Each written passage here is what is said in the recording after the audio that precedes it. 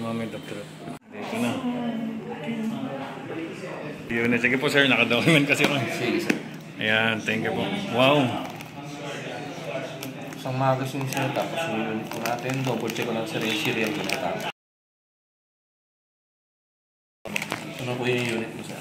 Wow, thank you. First Ito ever. mag-test pa rin sir. Ako. I finally...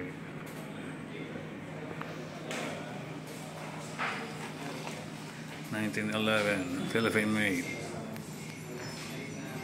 Very nice.